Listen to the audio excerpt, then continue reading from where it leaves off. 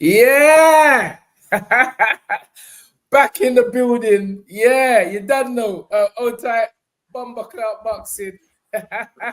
Dream it, believe it, cocoa butter, face it, become it. Ladies and gentlemen, well, I've just come back with the sun. I brought the sun with me, Smelly Rankin. I brought the sun. Tundi, I think you're bleaching your teeth, you know. Start the show properly, man. Come on, man.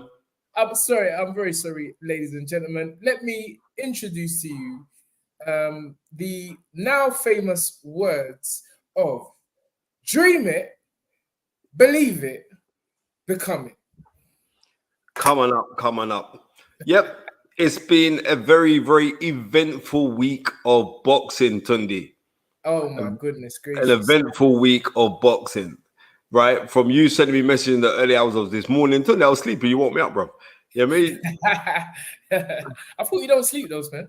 No, I don't. But that there, because I was at the Black Business Show yesterday. Okay. Yes. I was at that, which was really, really nice. I have to massive big up to HSBC for putting that on for Black History Month. Wow. And it was like they put in. There was quite a few. I was there for the Pentecostal Credit Union. And it was a nice. It was a nice thing. It was good to see so many young, vibrant businesses and stuff like that. So that was nice to witness and nice to see. And Tony, it's crazy how many people watch the show. Oh yeah. Yeah. When I got everyone was saying like, "Where's Tundi?" I filmed it. Everyone was saying, "Right, it's Tundi with you." So I said, "No." There was a cacophony of which is put on every year. But there was loads of different people from different faces. It was nice. It was a very, very nice thing. So I was happy that I went to that. Left from there, and I was tired because the thing started at 9 o'clock and it went on till 7 o'clock. And then after that, I went home. Hold on. 9 in the morning. 9 in the morning. Okay, to 7 p.m. Till 7 in the evening, yeah. I thought it was yeah, nah, till 7 in the evening. And then there was the next thing, Ton. There's a lady at the end there. There was a lady, her setup store was right beside ours. She promotes coffee. Mm-hmm. I said, right, Tundi could have some of that. Get the digits, mate. Pardon me? Get the digits, because you know I'm a coffee man. You're a coffee man, right? Yes. So, and this woman the whole day was just miserable, Ton, right? Her face was just push up. And I said, listen, you can't be the face of your business, you know, because if it is your business, you're going to bash up. Right? Yeah, it's covered. Right, so she's there, Ton. She's there. And I was like, when she was leaving out her stuff, when she was leaving out, like, she had a bag of things. So it's like, I think she was there with like her other business partner and her son. So I'm talking to the son. So the son's saying to me, like, well, how comes everyone's coming up to you? What do you do? I said, I work in boxing. So that he's like, yeah, cool, young you. So anyway, I helped them pick up their stuff, move their stuff out, yeah. Then I got some other guys who had some stall across the way from me, finance and mortgages. I was going to give them a shout. They moved their stuff, right? One Nigerian brother, one guy from Sierra Leone, and another guy from the Congo. And like, so I said, they help these ladies move out their stuff because they ain't got no one to help them. So they're moving out their stuff. So I brought down the stuff now. Woman didn't know who I was. So when I walked outside now, everyone's coming up to me, rah, the knowledge, and all the rest of it. So I jokingly said to the woman, prior to that, sis, you should smile, you know? Right? You should smile. Yes. But then the woman just kind of switched on me like, look, if you know the day that I was snapping her head, you know, I was just looking at her quick. If you know the day that I've had, all the rest of it, yeah? I was like, all right, cool. In my head, I'm learning now. Just be humble. Yes. Just be humble. I don't need to say, who am I? You don't know what. Come on. We're big people. I thought you did say that, those men. No, I always do. I ain't gonna lie. But I never said nothing. I thought you did say that. No, Ton, you know what happened? Is the people them said, rah, you got big Spencer Fair and carrying water for you. And like, she was for rah. So I left it, went back upstairs to the credit union, got to big up all of the team, went upstairs to the Pentecostal Credit Union, went up upstairs to help them move their stuff. And a woman come back upstairs and she went, oh my goodness gracious, I want to apologize to you. like, I didn't know who you was, but that's not the case. I've had one of those days, blah, blah, blah, blah, blah. But in my head, I was saying, listen, I'm not accepting your apology because you should have been grateful that you see somebody saying, right, I'm seeing like there's a woman's stool. I'm saying, right, let me just help you move your stuff. And there lies the problem. You know what I mean? There lies the problem. But it is, and I'm trying to tell people, let your apology be louder than your disrespect. And sorry to go on another rant. Tundi's got me to Starbucks, you know. I weren't a Starbucks person. It's Tundi that got me to Starbucks, you know. Starbucks told me he's got money as well. I'm always buying from them. Still, yeah, but Tundi is the coffee connoisseur, right? Because I've never seen someone back coffee like Tundi. Never. I'm trying to calm down.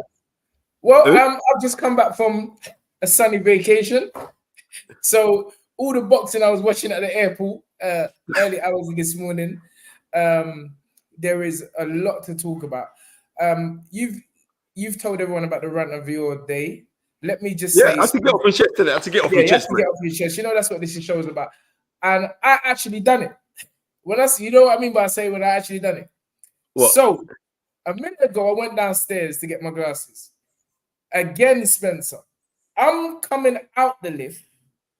The people are trying to come in the lift before I've got out the lift. No, I told you that this has happened to me about 5 times. I said it. The next person who does it, they're gonna hear something from me. If you see the way I shouted at the man and his wife, shouting at the man and his wife, I was like, hold on. So you can't let me come out the thing. So this is my aggression. No, talk the thing. My aggressive nature. I'm like, hold on. So you can't let me come out the sound before you come in. This is how I was talking, Spencer. I forgot where I was. I actually forgot. I thought I was back in Peckham. No. So you can't let me come out the thing before you come in the thing. And the brother's just looking at me like, duh. So it takes the woman to say, I'm sorry. I said, no, what do you mean you're sorry? What do you mean you're sorry? So I'm looking at the woman now, and I'm like, no, Tun. I'm like, Tun, just calm down, because you have to respect the females. Like, it's not the females, it's the man. So I'm looking at this brother, and I'm waiting for him to say, hey, so I can come again. But the brother never said nothing. I made my point, and I bounced. But please, ladies and gentlemen, when you are in the lift, you're supposed to come out of the lift first before someone comes in. They are supposed to let you move and then they come in. It don't go the other way around. That's not good manners. So anyway, this happened to me about 5 times. I let it off today, and I didn't get a response. But yeah, so, let's talk about Red Rose just said that should have been the fish chips, and don't forget the salad. No respect. I just don't know where respect. Tun, since we're on rant, I might as well get this one off my chest as well. Anyway, let's pick up Dr. Gal. Thank you very much, Dr. Gal, for the £5 salute. Big up, Dr. Gal. Salute to our sisters. Yes. Evening, gentlemen. Tun, I've gone to Starbucks now, right? I've just done the shopping. Seriously, I'm with Rhea. We've gone after I finished the shopping. She said, Daddy, can we go Starbucks? I said, you see, you listen to Uncle Tundi too much about Starbucks. You want to kill yourself?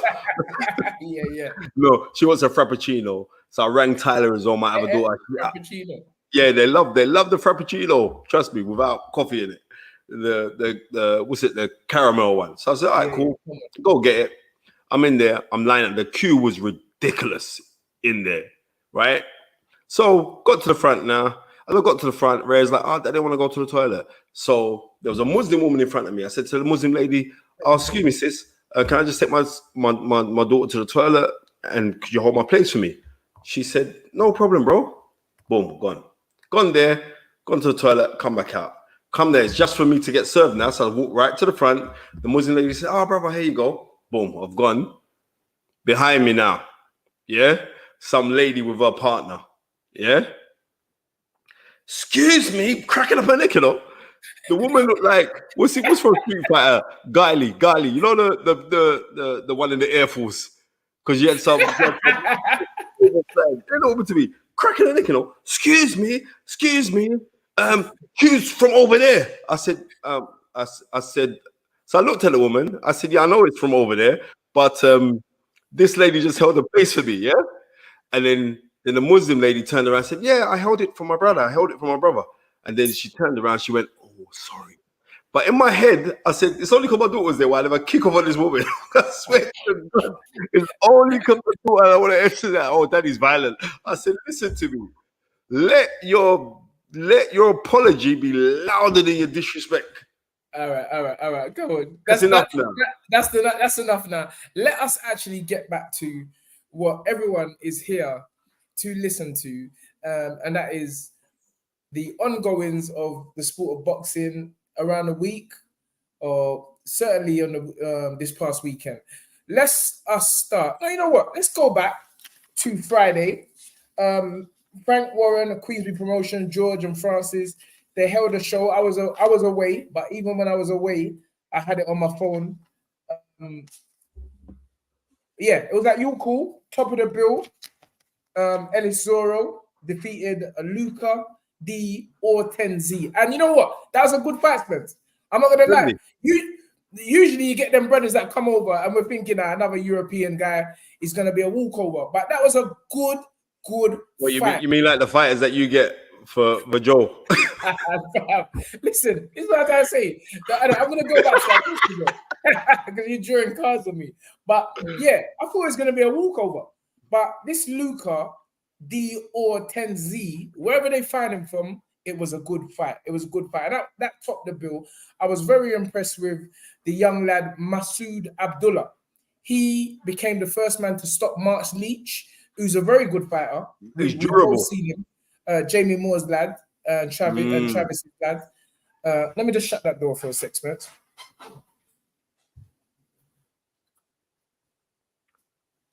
Yeah, he's a very good lad, and Masood became the first man to stop him.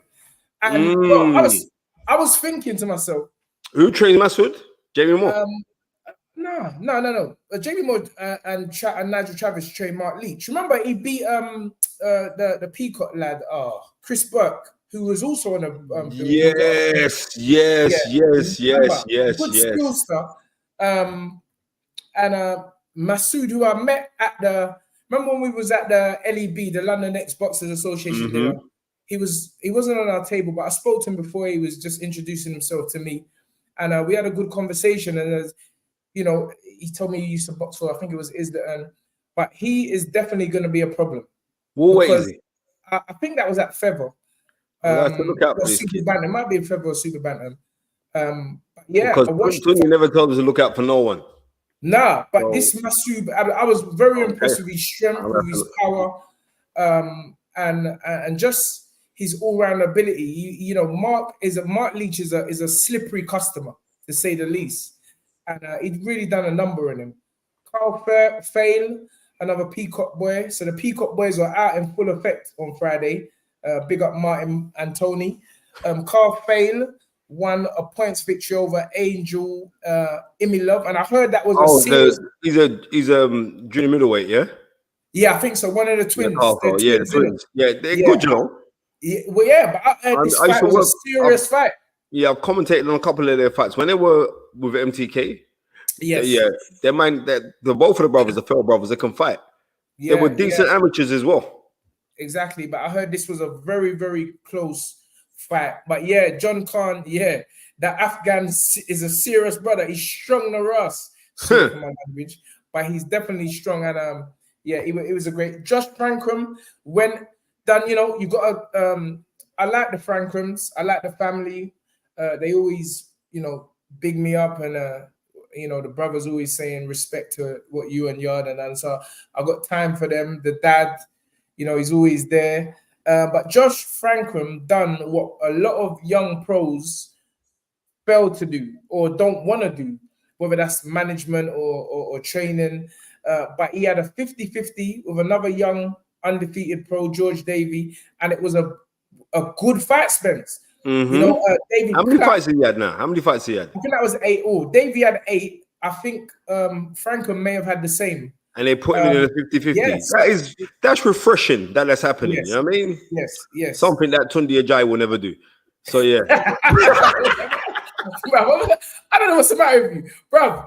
when we fought Lyndon Arthur the first one, Lyndon was unbeaten. Stop. I'm not talking about Mr. Yard. And when you say about when we fought Lyndon Arthur the first, that weren't no 50-50. He was right? unbeaten. Tundi, don't wind up today. This is what I'm trying to say. It's good for. It's like someone. I said something, and someone wrote on saying, "Yeah, like Yard and no." So it's talking about Boatsy on the thing that we did. And they said, "Oh, yeah, Yard's 1-on-1 with Lyndon Arthur." And I'm gonna be real. Lyndon Arthur never won that first fight. Straight. Well, I don't even want to go there because that's gonna just bring up a whole right. And also we also saw what happened in the second fight. So when the second fight goes like that, yes, in my mind, that's what you say. You've erased anything of the first fight. That was erasing it. But big up, you know me, I don't like to really talk about, but big up Lyndon, now the IBO world champion. And let's have a rubber match if you want that. We don't mind a rubber match. Tundi, you ain't getting no rubber match. Them man will avoid you like the plague. That's number one. But you know what? Now you say that. Tundi, you know what? Tundi, I think that you're going to get the phone call from it. I'm telling you. Because I told you. Seriously, you know why, innit? Remember when I phoned you the other day, remember? Yeah. I think you're going to get the phone call for that fight. You know what I mean? Because I think that he's got the bit between his teeth about that. And one thing I've got to give Lyndon Arthur, he's game and he's willing to fight. He's like a throwback fighter because he's willing to go in there and fight anyone. And definitely Pat Barrett will he would. Because that would be a big fight on Channel 5, you know, Tony. Yeah, but I think it'd be a big fight commercially. Whatever platform, because listen, the second match was it was like Brixton against Peckham, Peckham against New Cross. Yeah, bro, it was because Manchester against London. Some South London man was all up in Arthur's corner trying to back Arthur. Yeah. I mean, I ain't even gonna call their names. I'm not even gonna call their names, but we know who you are. You little sellout. But it's all love. No, it's not. For you, it's all love. It's disgraceful. Anyway, can we carry on? Congratulations, Joshua Frankham, for your points victory on Friday night against George Davey. Excellent young man. I like Josh. Always talk to him before the fights. I always ask him how's it going, and always speak to the brother, and I always speak to the dad. And they're big fans of Anthony Yard, and I wish him nothing but the best. Great result for you, and it's onwards and upwards from there. Carol Atoma came back with another win after his loss. So I think that's the second win on the trot, and that's what you need after a loss. You build the young lads' confidence again. So it was good to see Carol again winning. I think it was an 8-round points victory against Dimtro Fidas. A young lad made his debut. I think I know it's Sam King. He beat Dwayne Grant. I think he dropped him in the first round. And he went on to win a points victory. So that was that local ball. So congratulations to everyone who fought on that bill on Friday night. Now let's get to the big stuff, the big boy stuff. Saturday night, I got my notes. Sheffield Arena, Yorkshire. Promoter Eddie Hearn, matchmaker Tom Dallas. And I'm thinking to myself, is that the same Tom Dallas who used to fight? Nah. Yeah, you know what I'm talking about. I know Tom Dallas is a heavyweight brother. Nah. Yeah, the heavyweight brother. It's not him now? No. Okay, well, matchmaker Tom Dallas. Inspectors was Barry Colson, Ian Cragg, Ashley Martin, and Brian Sproston. Live on the zone, Lee Wood versus Josh Warrington. And it's there, before we even talk about the other guys, we're going straight into the main topic. Spencer Fearon off the back. Should that fight have been stopped? Ooh, Tundi's putting this one on me. And the thing about it is, I know Mark Alexander when he used to box, Tund.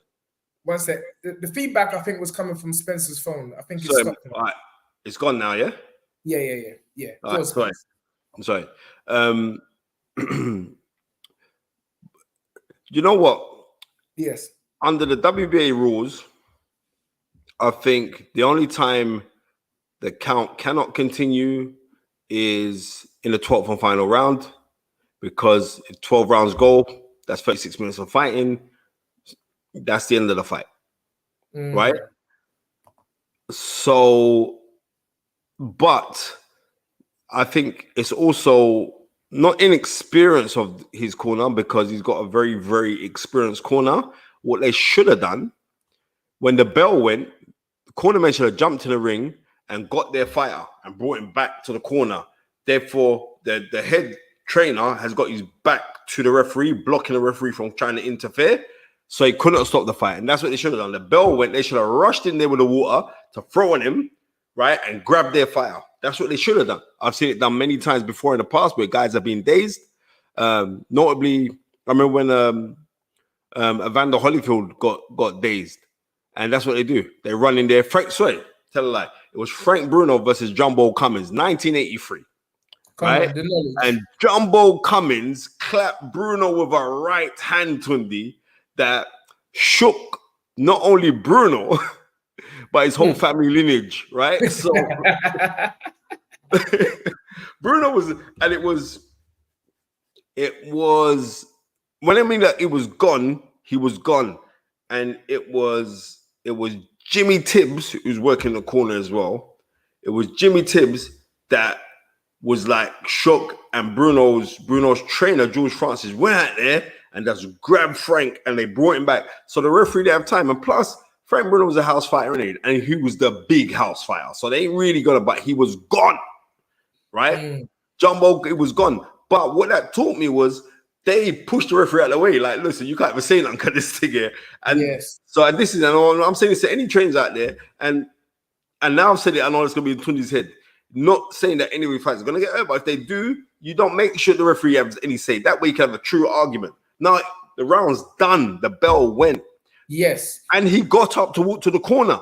This is what I want to ask you, Spencer. So now, it should have been stopped, Tundi. I'm going to be real. It should have.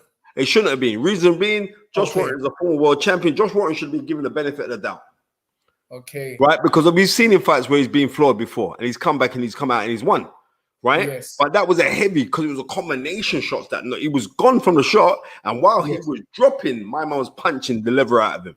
So, but me personally, going, because when I only saw the highlights, and then I said, Tundi, wow, Josh Warrington got broke up. And you're saying, no, but he was doing a thing on my man. I didn't see Lee Woods win a round going up in that fight till they got to round 7. I didn't see him win a round. But that's not me knocking Lee Wood, because Lee, that's his style of fighting. He brings excitement. He'll be losing, he'll be down, and he'll find a way to clap you out. So props to Lee Woods anyway. It most probably would have stopped Josh if Josh would have been able to come out for that 8th round. But I do believe that Josh Warrington should have been given the benefit of the doubt. What's your take, Tom? Yeah, kind of like I listened to, I messaged Lee, I messaged Josh today, obviously and understandably, they wanted to give the show a miss, which is, as I say, understandably after such a magnificent fight. So hats off to both of them. After watching, there's some feedback against Spence. Yeah. After watching the replay, after listening to Josh Warrington say on numerous interviews that he was clear-headed, he got up, he was a bit dizzy, but he actually got up, went to his corner, and then by the time he turned back round, as you said, Michael Alexander waved the fight off. Now, I was thinking to myself, sometimes fighters are kind of like, they're just coming with the ego thing. They don't want to just admit that you got stopped. You didn't know where you was at that time. And you're just saving face. Then I listened to Lee Wood, and obviously Lee Wood said, listen, I hit him. And when I hit him, I knew it was good night nurse. It was done. I hit him with a southpaw right hook. It was a left and a right hook that was the first shot. That was the beginning and the end, and then the rest of the barrel shots is what put Josh to the floor. And then I listened to Ben Davison's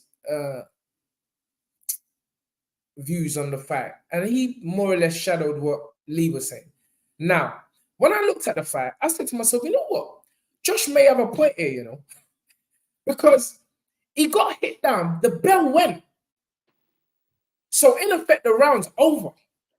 So he walked back to the direction of his corner, whether he was groggy or not. It wasn't like he got hit down, he stood up, he took the 8 on the knee and then rose. He walked back. So what I feel that showed me is that he was coherent and aware that the round had finished. When he walked back to the corner, the whole team was on the apron. So in their mind, they're like, this is done. Now what they say. You see what I'm saying? So it's like in the corner's mind, it's over. In Josh's mind, he's just walking back to the corner. And so the corner alert him that, hold on, mate, the referee's behind you. You get me? And he turned around, at which point, yeah, I hear what you're saying, Kim Jong. He did wobble back to the corner, but many of fighters have wobbled back to the corner, had their minute rest and recovered. And so when he turned around, that's when the ref stopped it. But my point is, and I'm kind of like siding with Josh here, I feel that he was coherent enough to walk back to the corner. What the corner did wrong, they never jumped in, put the stool in, jumped in and pushed him to sit down. Tundi, that's what they should have done. That's what the corner should have done. That's what they should have done. Yeah, you agree with me with that one, Spence? 1 million, Tundi, 1,000,000%, because they should have jumped in. Yes. Michael Alexander, listen, right now, and I'm not going to get into the scrutiny. Right now, the British Border Controller are under heavy scrutiny, right? Yes. The referees are saying, I'm not mashing up this job, right? Yes. I'm going to break it down for you. If you're an A-star referee, I promote, so I know A-star referees get paid reasonably well, and they are working, Tundi, every weekend, right? If it's not in the UK, it's all over Europe. If it's not in Europe, it's in the Americas. They're getting paid, right? Right? And remember, that's on a weekend, so you got your 9 to 5 job. Okay. And if you're in that position, you're saying, right, we are under scrutiny right now. They've already mashed up one man already. He's saying, listen, I'm not going to get demoted for my job. My job's on the line. And this is how they're carrying on when they're officiating. So, the old adage is better safe than sorry, right? Yeah, but I'll be honest with you, Spence. I don't really feel Michael was thinking about that. I'm just... No, but Michael, it could be somewhere in the subconscious as well. I don't think so. I genuinely think Michael Alexander is a very, very good referee. He's a good referee. He's a fair referee. Yeah, some of our contests as well. And a lot of these, again, I know refs get a lot of stick, but I'm always kind of like backing refs because it's a hell of a job, Spencer. Because if you're of the mindset where you're really looking out for these kids' lives, sometimes, referees also have to have tunnel vision, laser focus. They have to block out the outside as well. Whether they do that is another question. But I'm like, in that moment, he's just seen Josh get heavily put down. That was a horrible knockdown. Yeah. He stood up immediately, but he's wobbled back. The round was over. And this is why I say you can't really blame the ref in this. I know I see a lot of comments blaming the ref. But you can't really blame the ref because, okay, the bell's gone. As you said, Spencer, without me elongating this whole thing, the corner, I feel, should have jumped up there and pushed him on the stool. Yep. And listen, when you're things like that, first thing you do is just flash water in his face to shake him up. Exactly. That would have shown that everybody was on the right page. But I generally think even Josh's dad was concerned, regardless of what they say. Even Josh's dad was. I feel the way to resolve this is have a rematch. up at 130, which will be, you know, the weight. They've been doing this weight for so long. They've been doing this weight for so long, and it's obviously. Why should they do it up? Why should they do that for upper weight? It won't be for world title if they did that. Well, listen, it's a fight, and it could generate a lot of money. They can have it at the city ground, which is what everyone was talking, and that's what it's about. Let's not get it wrong. Listen, if it was about anything else, Lee would be fighting some of these Mexican man, you know, who are mandatory or other world champions. But the British fights make more money and make more sense. What boxing just said. That's Tundi. He would have slapped some cocoa on the thing. No. It's facts. But I'm saying that, you know, listen, both men warriors. Both men are warriors. Yes. And you know what? This is what rematches are often had based on controversy. And because it wasn't a 100% satisfying win, it's open for a rematch, Spence. It's definitely open for a rematch. I hear that, Tom. I hear that. But what I do want people to realize is this. You see that Lee Woods? He's very good at rematches, you know, Tom. He's very good at rematches. Yes, absolutely. I mean, we saw what happened in the Lara fight. And you know, listen, the weight may have a big factor on, you know, why he keeps on performing. I heard in the interview afterwards, he said, listen, I just can't, this just ain't healthy for him to continue to do 130. But then move up. Josh Warrington move up. Josh Warrington move up as well. But yeah, I said it's not a satisfying win, and it ain't, because and it's definitely not a satisfying, 100% satisfying win in terms of the public's opinion. Obviously, it is for the winner, but we're talking about it. You know, there are a lot of people. Sonny Edwards, I heard him like, bro, my man should be given a minute to recover. There's a lot of people who were ringside last night who were not happy with the stoppage space. And because of that, this is why I say it's not 100% sweet victory. And therefore, if the money's right, if the numbers add up, if the TV broadcasters are all happy with it, let's run it back at 130. What would you like? Let me ask you a question here, Spence. Before that, thank you, Alexander Wilson, for the $5. In the WBA rules, if a fighter is knocked down when the bell is ringed, the round isn't over. The round isn't over till the count is finished by the ref. Okay, so Alexander Wilson clarifying certain rules to us here, Spence. What do you say about that? Yeah, but Michael Alexander would have got to the count of 8 because within the duration of the time of him getting knocked down and him getting up, right? He got up, he looked at the ref, and he heard the bell go. So automatically, a fighter's hear the bell go. Worse if you're knocked down, you're going to be groggy. He said, I'm going back to my corner. And it's not like the referee initiated or pointing for him to go to the corner. He went back to the corner. And at that time, because I watched the fight, I watched that ending, the ending of the series ended. At that time, then, they could have done something. His corner could have done something. But, and like I was saying, in WBA rules, the only time where the count stops is at the end of the fight, end of the 12th round, and the bell goes. That's the only time. But, and I'm thank you for you clarifying that as well for Mr. Wilson, because it shows that it's conjecture at the end of the day. I'm just saying, for everything that Josh Warrington has stood for and the things that he has done in boxing, I believe that he could have been given the benefit of that doubt, right? Simply because if it was like he was getting bossed around and punch up from round one then I could turn around and say, well, you know what, you was getting, and you was gonna go get a high, it would be a hiding for now. But that was not the case. What happened was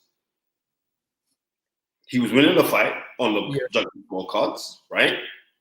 He was winning the fight, and what happened was he got knocked down. It was a bad knockdown. Yes. And when you're a judge and you're that close to it, it was a horrible knockdown. Tony, that knockdown was horrid. Yeah. Because everything was pinpoint accurate.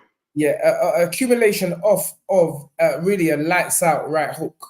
The was the one that sent him out of there. And that was fish chip saveloy. That was onion juice, chips and gravy. That was everything combined in one, and to top it off with tomato ketchup, bro. That's what that was. Because when I saw the right, it was bloody. It was powerful as well. Yeah. Off the Southport start.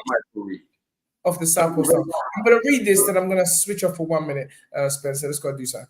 Michael Reed, thank you for the $4.99. He says, Tunde and Spencer, please address the dirty tactics being used by Josh before you move on. This show is always on fire. Thank you, Michael Reed. Spence, you're going to answer that, and I'm just going to... Go do what you did. Look, Michael, yep, Brutal Force 72, yep, curry sauce, that as well. You're going to have to come and tell me what dirty tactics he was using. Are we talking like he's always been kind of industrial with his head as he fights? He fights with a high, tight guard, and he plows in with his head so he can rip the body. And, you know what I mean, this is like the hardest part of the body, the top of the skull. So that's what he does. But am I gonna one more clap for you, Sunday has a small cold drink, right? But am I gonna say that is real dirty tactics? Real dirty tactics. How many times did he get won by Michael Alexander, who is an 8-star referee? Oh, you're talking about the rabbit punches. I mean, I can't listen. That's his style of fighting. You know what I mean? What kind of behavior is this? Turn it back to butter spliff. No. Bumble clap boxer, don't be spreading no rumors about me. Anyway, Spencer, carry on. Sorry, I just had to read that because that was funny to me. No. I think Josh Warrington clarified the back of the head business. He said, listen, I know the rules. The back of the head is here. He said he was punching him on the side and the ears, which is not illegal.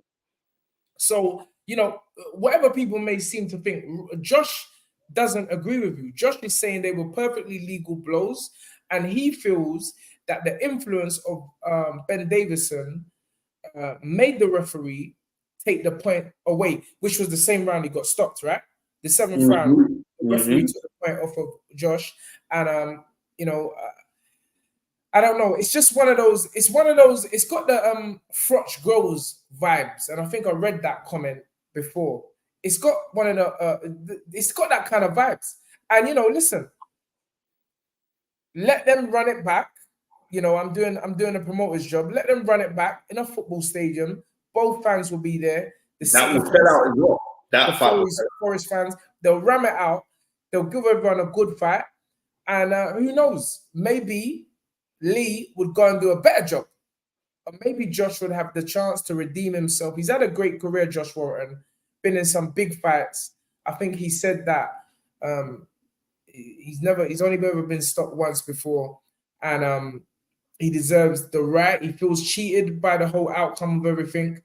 And he deserves another shot. So I don't know. It's one of them ones. There's some big fights out there for Lee Wood right now. What do you think of the possibility of a Joe Cordina fight up at 130, Spencer Fury?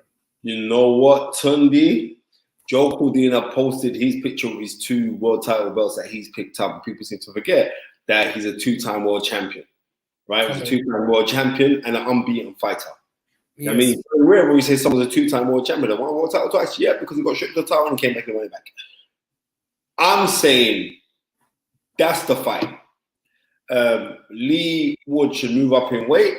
Wow. And that fight is waiting for him because I'm going to be real with you, Tunde.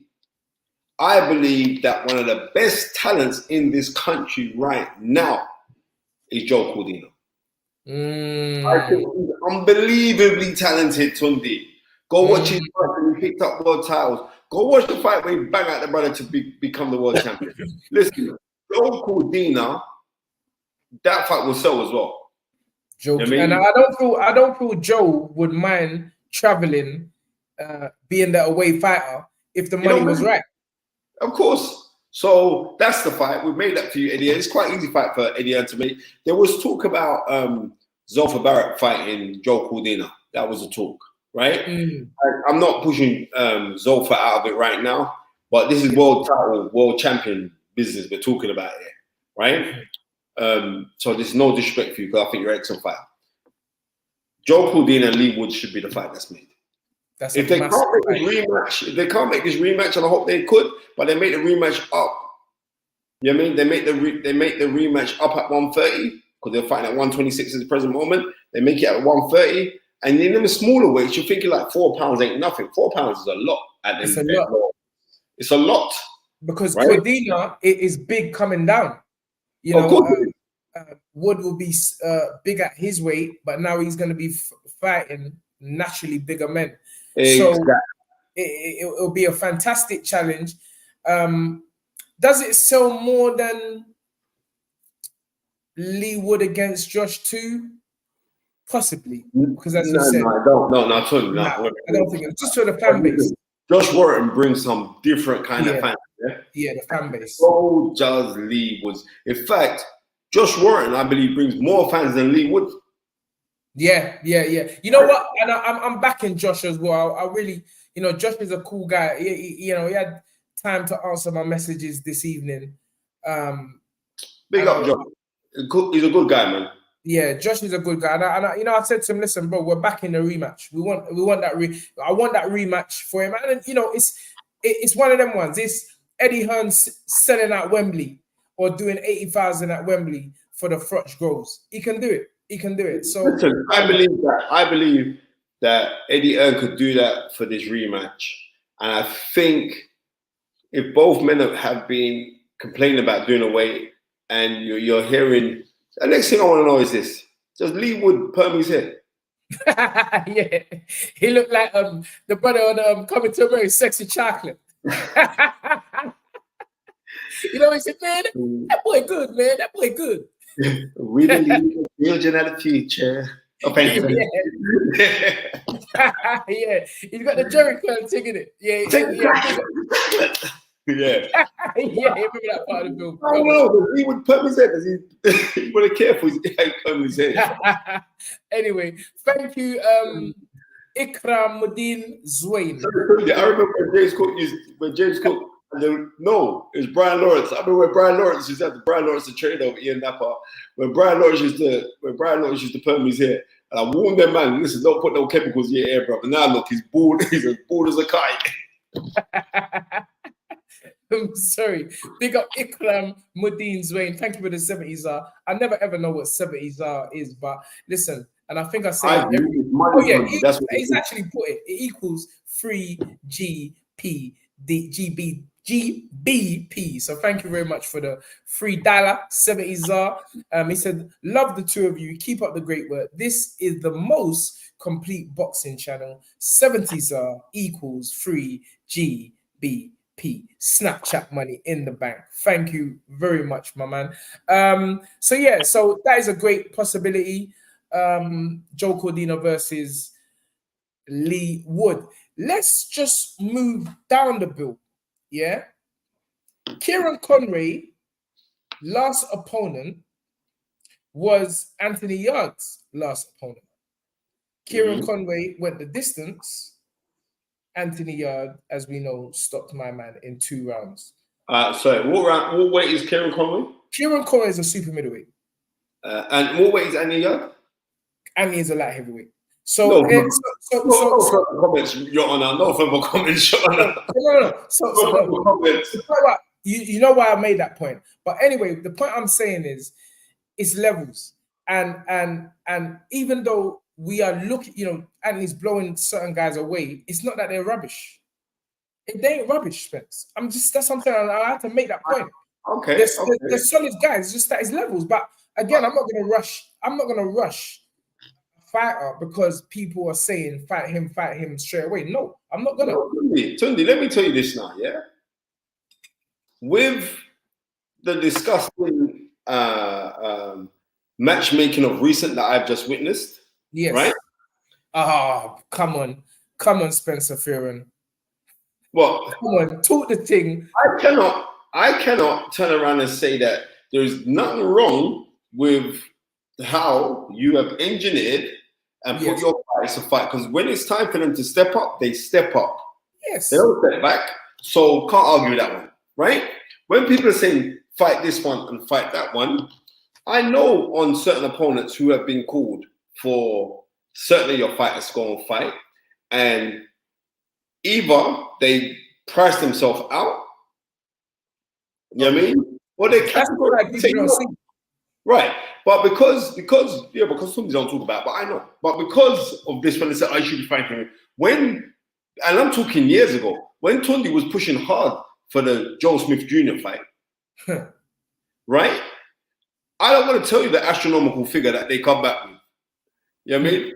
I thought the man was trying to build a spaceship to fly to the moon to route it. So anyway, let's not say that. I get what you're saying. So I'm saying, like, with matchmaking, yes, with matchmaking, it is all about the end result. These cannon fodder, that's exactly what they are. They're cannon fodder, right? Yes. And it needs to be a step in the right direction. But not only that, people just think boxing is about you fight him, then you fight him, then you fight him. It's crazy. You also got to think about how you're going to bring the game. You also got to think, is your fighter marketable? Is he personable? Do the people relate to him? You know, I know about this guy to promote. Do they relate to him? Has he got a fan base? Can you grow on his fan base? What's his social media's like? All of these things add a part of it, but bottom line, if you're not in the gym doing your work, you can have all the other intangibles going for you, yeah? But you can't fight a blast. Before I continue about that fight, thank you, Alexander Wilson, again for the $5. He says, where does O'Shaquille Foster fit in with any of these fighters? His next fight is on the zone, and he said he wants Cordina back. I've seen O'Shaquille Foster fight. I don't think you can beat Joe Cordina. I'm being honest with you. And maybe it's a case where he don't really bring that much to the table because he won. He's got good skills. He's got skills. He come up with the Charlos. He come up with Pro Gray. He's a good fighter, and he's now the WBC champion. And I've followed his story from rags to riches, and he's a good fighter.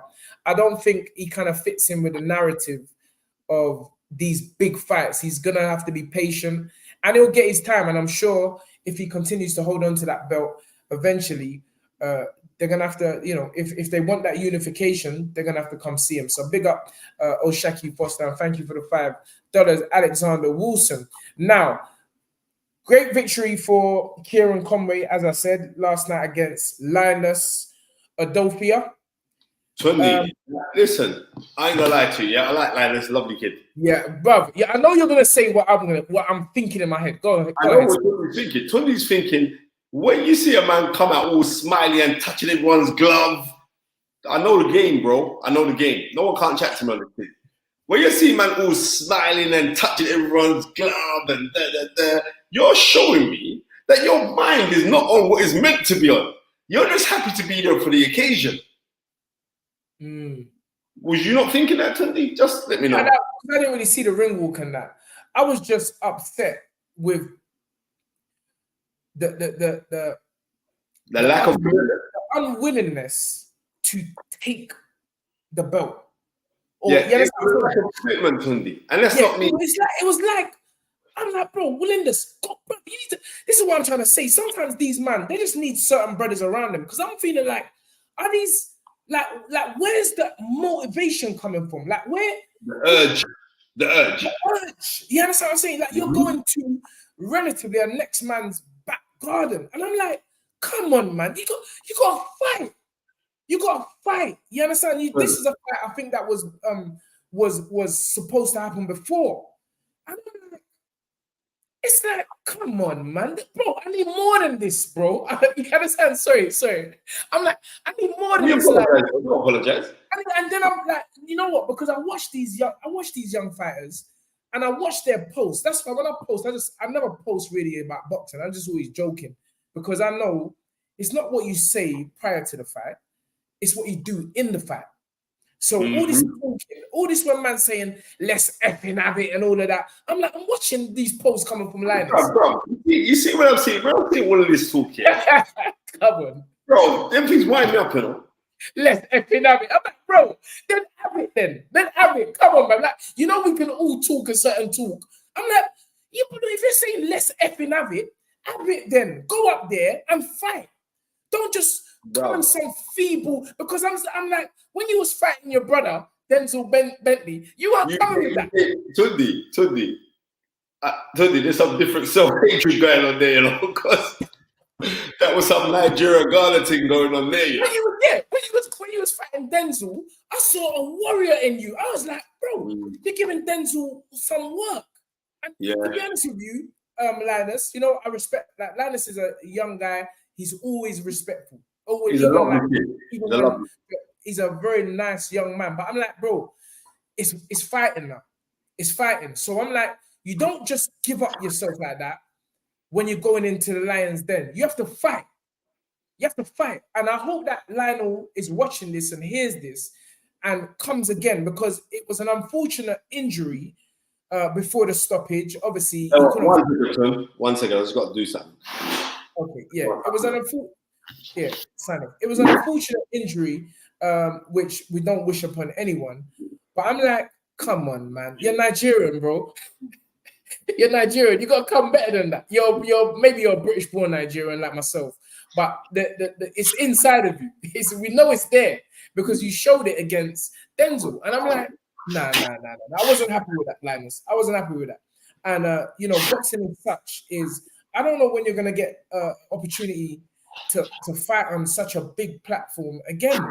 You know, I hope it's quickly, because you deserve everything, because you're such a humble and you're obviously dedicated to it. But you need a bit of lifting. You understand? You need, you know, in situations like that. And it's not to say your fantastic trainer Terry wasn't Chinese best. And I feel that's what it is. Maybe just some psychological work needs to go on with you. Maybe get a couple hype man around you. Don't be listening to people when they say, all he's got is hype man around you. Go there. Sometimes that's what you need. You need a hype man. You need someone to give you that, you know, that kickstart and that feeling before, whether that's in training or whether that's prior to going into the fight. You know, and like I said, that's all I've got to say. But well done to Kieran. I'm going to say all this thing here. I'm saying, all right, but let me just pick up Kieran first, because I don't want to overlook his victory, because it was a fantastic performance by Kieran Conway. Credit to his dad. Good fighter, you know, Ton. Credit to great fighter. Maybe great's a bit too much of a boost, but a good fighter. And he's been in deep twice. Yeah, on massive bills. I think he fought on a Canelo bill undercard.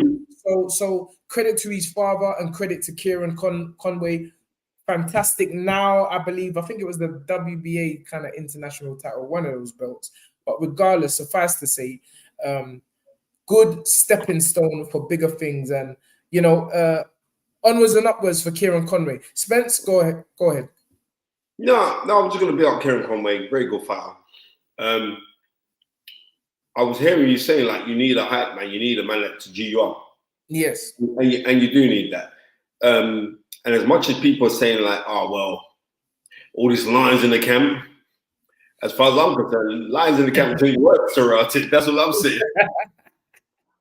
Come on, all day. Right, moving down. What a fight. Remember Pat Barrett tried to cuss you, but he said, yeah. They said to Tunde, you're behind on points, Tunde. You're behind on points. And all he come back and said was lies in the camp.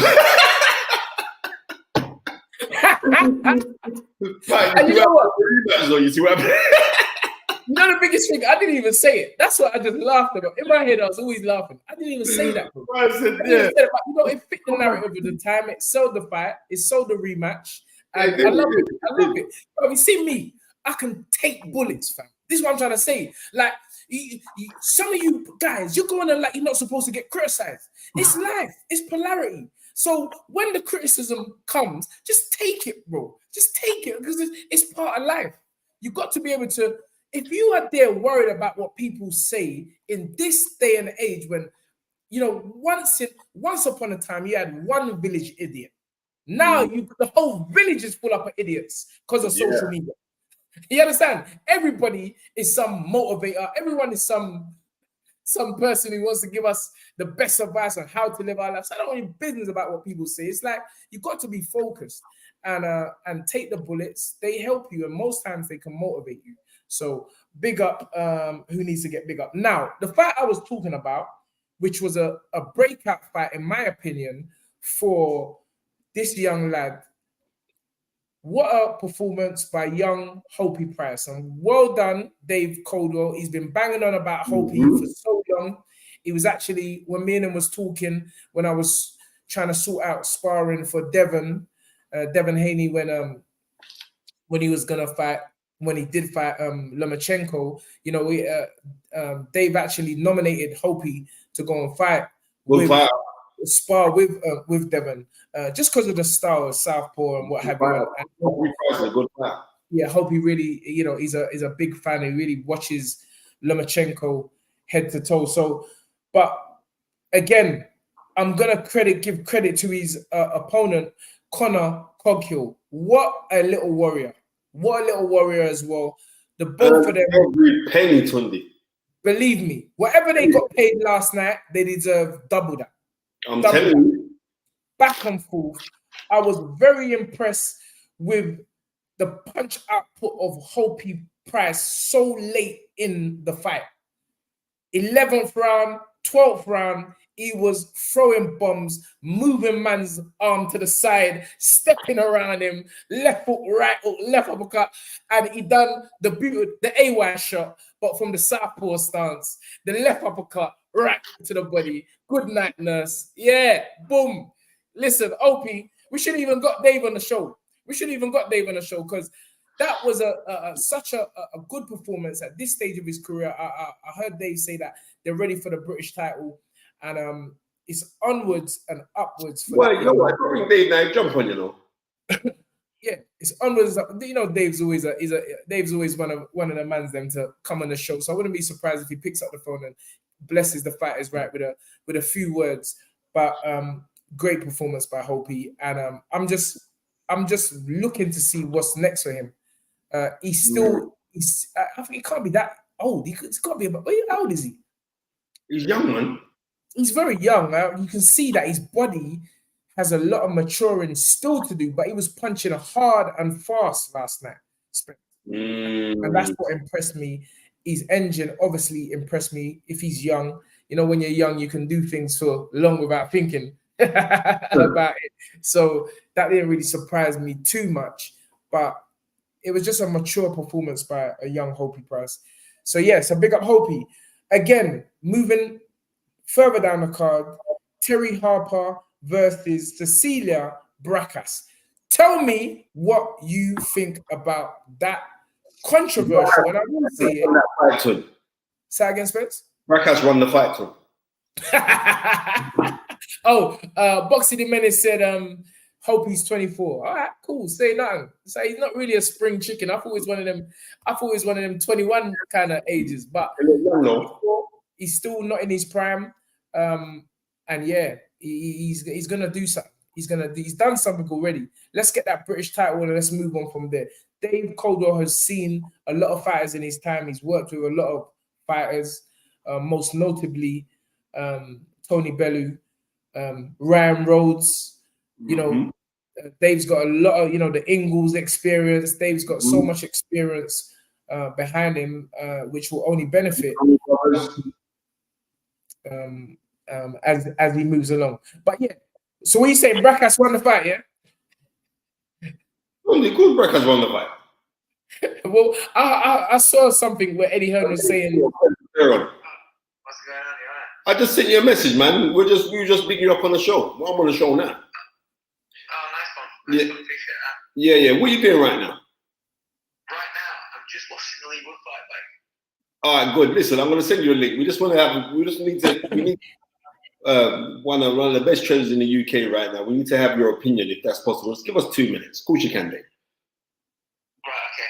I'll send you the link right now. Top man, Dave. Thank you. You know, Spence, yeah. The fact is right, listeners. You see why this show's so different, yeah? We're just phone up, man, like we're on the road. You know, you just phone up, man, on the road. Yeah. What's going on? What's going on? Yeah, link me down. Yeah. Come here. Come to the barbershop. Come to the spot. That's what the fight is, right? This ain't no rehearsed show. It's just on the spot. We phone trainers, phone fighters. If they don't give us their time, cool. Watch when you need our help. Like there's certain man that we're phoning for interviews, and they're like, oh, you know what? I can't do it this time. I'm like, cool. Watch. You're gonna need us at some point. Anyway, to understand this part here, yeah. We don't need them, man. You know. Spencer, no, we need everybody. Everybody needs somebody makes somebody. Yeah, all right, cool. I hear that. Yeah, come on. Don't say that. Everybody needs everyone. But I didn't watch. I watched the highlights, and I've heard, different opinions on the fight. But the majority of the people that I have spoken to with regards to the Bracas Harper fight believe Bracas was a because they believe it, right? Bracas won the thing. Okay. Well, listen. And I think the fact that you got a draw in close fights. Well, I don't believe that she won the fight. Say that again, Spence. Sorry. There's times where it is where listen. Bottom line, Bracas won that fight, and that's not me saying anything bad about Terry Harper. She's a lovely human being, but she lost that fight, bro. Why is your lips moving out of sync with what kind of what? I don't want to call no nation's name on the something, but why is your lips moving and then you're talking after? I don't know why, Spence. Oh, back to normal now. Dodgy Wi-Fi you got. You're your dodgy Wi-Fi. Are you phoning now? Yeah. I've just sent it to Dave Cool. I just sent the link to him. Okay. Man said his Spence appearance AI. All right, ladies and gentlemen, let me introduce you the man who never ages, the man whose skin is almost as nice as mine, almost as smooth as mine. He can pass for 30 years old without a doubt, no doubt. Ladies and gentlemen, let me introduce you the one, the only, the man himself, Mr. Dave Coleman. What's happening, fellas? How you doing? How you doing, man? Well done, Dave. I'm all good, mate. Wait, before you even say anything, yeah? Let me big up Brooke Caldwell, Dave's daughter. She's a bad boy DJ. All day school kids are talented. I appreciate that. Thank you. Thank you very much. Are talented. Little Theo is a fantastic footballer. He's got bare skills, right? And his daughter Brooke, trust me, she's but Dave, what are you doing in the dance, bro? You're not supposed to be in the dance with your daughter.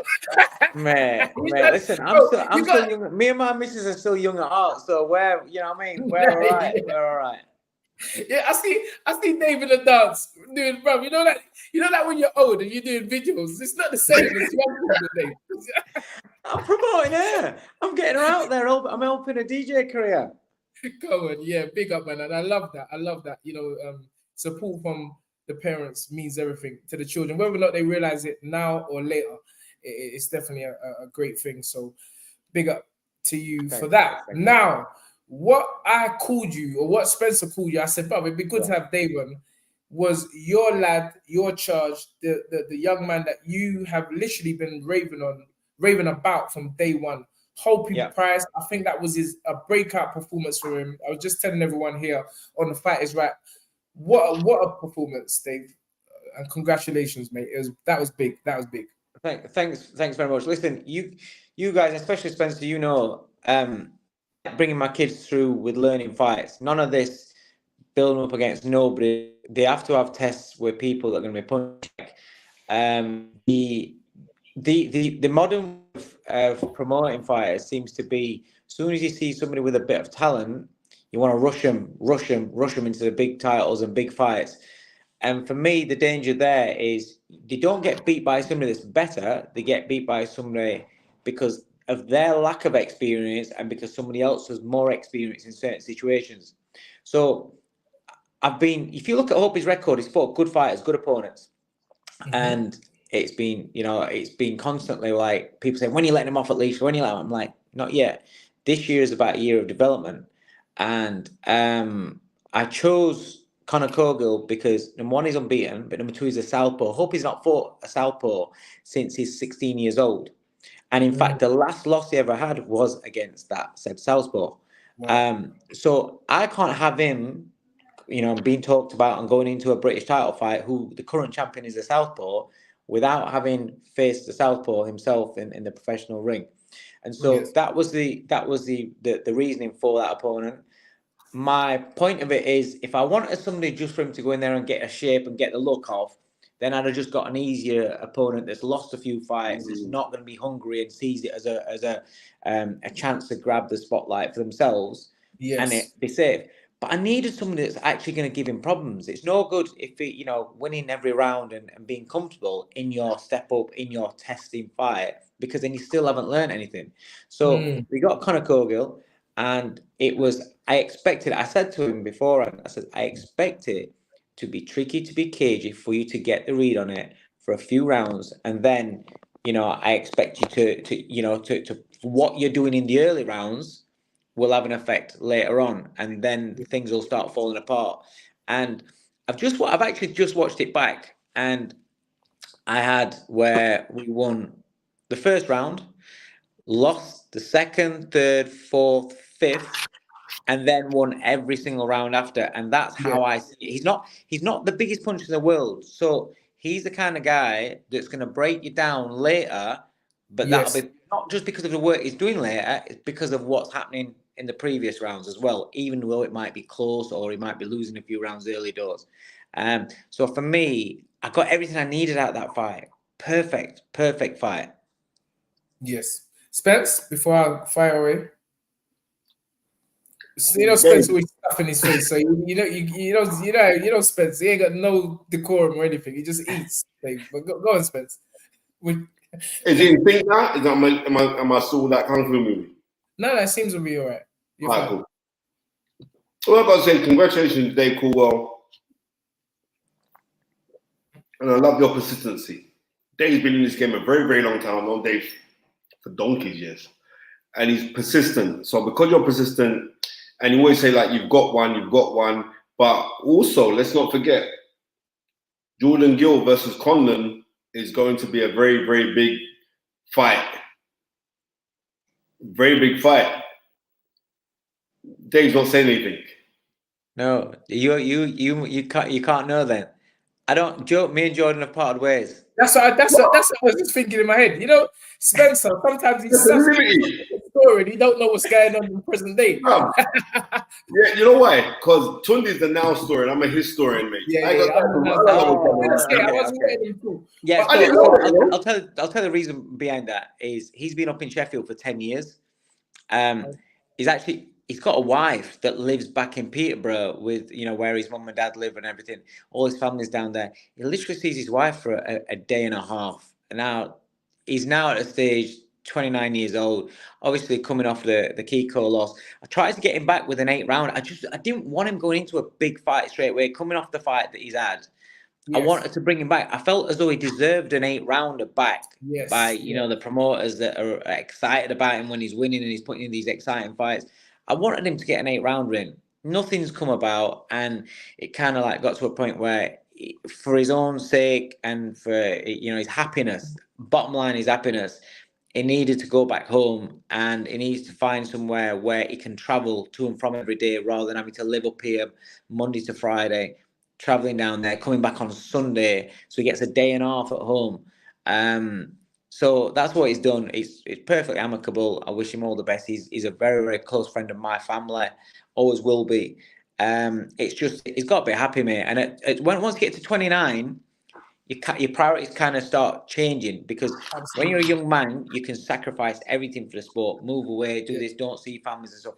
You start getting to 29, and things start getting a little bit real when it comes to on the home front and just building your future away from boxing. He's got a successful foundation he's set up back home in Peterborough, which his dad runs the day-to-day stuff, the training side of things, but he wants to get more hands-on. They've got funding for a gym out up there and everything, so he's got a lot going on. So for him to be up here all that time and then to just try and still be successful with that as well, it wouldn't work. So yeah, I'm gutted. I miss him, I'm not gonna lie.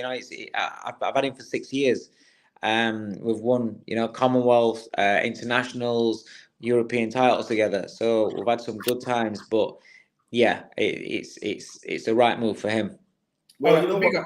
I'm glad that things are amicable there. Yeah. But this Condom fight, it's a good fight. What's your take on it then? Bro, stop talking about the next man. I'm talking about Hopi. Bro, they don't want to talk about the next man. We're talking about Hopi. You're there talking about shut your mouth, man. You're there got chips in come back from holiday. Listen. Spence, just keep putting them chips or whatever it is that's in your mouth, and me and Tundi will have a conversation about Hope. All right, yeah, continue. Go on. He's got chips in his mouth. I thought they wanted to talk about Hopi. You're there making him relive flipping Jordan Gill. Forget about that, man. We don't even care about Jordan Gill right now.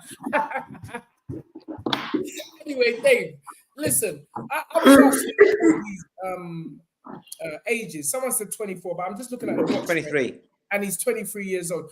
He looks like he's still gonna grow into. Yeah. So, he's fighting at featherweight right now, right? That was his second fight at featherweight. It was super bantamweight. He's had 2 fights. Wow. So he's still filling into. He's still gonna get stronger in that division. Yeah, absolutely. And is there even a possibility that we could see both of those guys who fought last night are moving up to 130? So I doubt we ever see him in with Josh or No. He's a long way off of that yet. He's a long. Yes. Like I said, I'm developing. I'm taking him. It's on my time. It's on my time to development, because this kid is going to be good. But he's 23 years old. You look at everybody else in the division that's at the top. The elites. Everybody.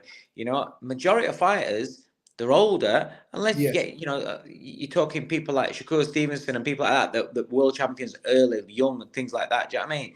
But Hope is young, and so I want to take my time with him and build him and get the right fights with the right way, and just increase that IQ and that knowledge and that experience. You can't buy experience. You can't steal it. You can't borrow it. You have to go through shit in order to have it and then use it.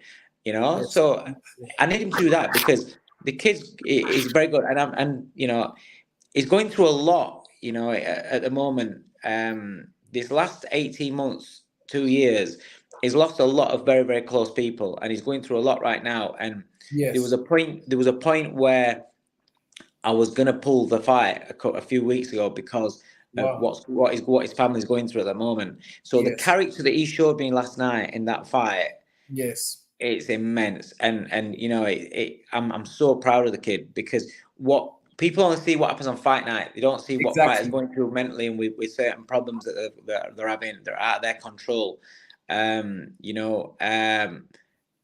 So for him to hold the concentration, he's on a Josh Warrington undercard. He's being told by his promoter he needs to be more excited.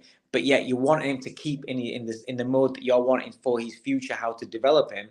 And all these things that are going there, along with the emotions that he's been keeping down, once you're into that fight night, you're in that fight or flight, and it's full of emotions, and it's very hard to control which emotions you fight on.